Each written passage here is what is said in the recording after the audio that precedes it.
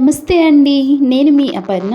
ఈరోజు ఈవినింగ్ స్నాక్స్గా బఠానీలు, శనగలు, రాజ్మా ఇవన్నీ వేసి ఉడికించుకున్నాను. ఆ తర్వాత క్యారెట్ ఒకటి తీసుకొని ఈ విధంగా తురుము పట్టుకున్నాను. అలాగే కీరా కూడా తీసుకొని అవి ముక్కలుగా కట్ చేసి పక్కన పెట్టేసుకోవాలి.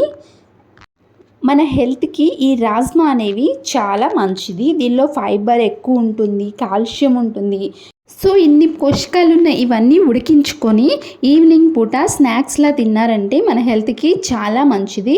నేనైతే క్యారెట్ ఒకటి, కీరా సన్నగా కట్ చేసి పెట్టుకున్న, ఒక టమాటాని కూడా సన్నగా ముక్కలుగా తరిగి పక్కన పెట్టేసుకోవాలి. ఒక ఆనియన్ కూడా తీసుకొని అది కూడా చిన్న చిన్న ముక్కలుగా కట్ చేసుకొని అవి కూడా పక్కన పెట్టేసుకోవాలి. ఆ తర్వాత కొంచెం కొత్తిమీరని తీసుకొని కొత్తిమీర కూడా సన్నగా తరిగి పక్కన పెట్టేసుకోవాలి ఈ విధంగా.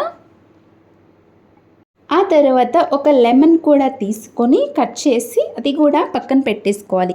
ఇవన్నీ మన హెల్త్కి చాలా మంచిది. ఇప్పుడు మసాలా కోసం అని చెప్పేసి ఒక స్పూన్ జీలకర్ర, ఒక స్పూన్ ధనియాలు, 2 యాలకులు, 10 నుంచి 12 మిరియాలు వేసుకొని, చెక్క కూడా ఒక చిన్న ముక్క వేసుకొని లైట్గా గోరువెచ్చగా వేపుకోవాలి. ఆ తర్వాత చల్లారిన తర్వాత వీటన్నిటిని మిక్సీ పట్టుకొని ఈ విధంగా పొడి చేసి పక్కన పెట్టేసుకోవాలి.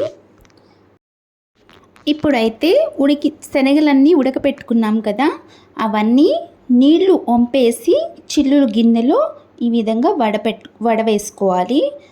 ఆ తర్వాత వీటినన్నిటినీ ఒక గిన్నెలో వేసుకొని ఆనియన్స్ని మనం ముందుగా కట్ చేసి పెట్టుకున్నాం కదా, అవన్నీ టమాటా ముక్కలు, క్యారెట్, కీర, కొత్తిమీర ఇవన్నీ కూడా ఈ ఉడికించుకున్న వాటిల్లో శనగలు, రాజ్మాలో వేసుకొని కలుపుకోవాలి. అలాగే మనం పొడి చేసి పెట్టుకున్నాం కదా టేస్ట్ కోసం మసాలా, అది కూడా టేస్ట్కి సరిపడంత వేసుకోవాలి. నేనైతే ఒక స్పూన్ యాడ్ చేశాను. ఆ తర్వాత ఒక చెక్క నిమ్మరసం కూడా పిండి మొత్తం ఒకసారి కలిసేలా ఈ విధంగా కలుపుకోవాలి. ఈవినింగ్ టైంలో చిన్నపిల్లల నుండి పెద్దవాళ్ళ వరకు స్నాక్స్గా చాలా హెల్దీ అయిన ఫుడ్. తప్పకుండా మీరు కూడా ట్రై చేయండి. ఇలాంటి మోర్ ఇంట్రెస్టింగ్ వీడియోస్ కోసం మన ఛానల్ని అయితే ఫాలో అవ్వండి. Thank you for watching.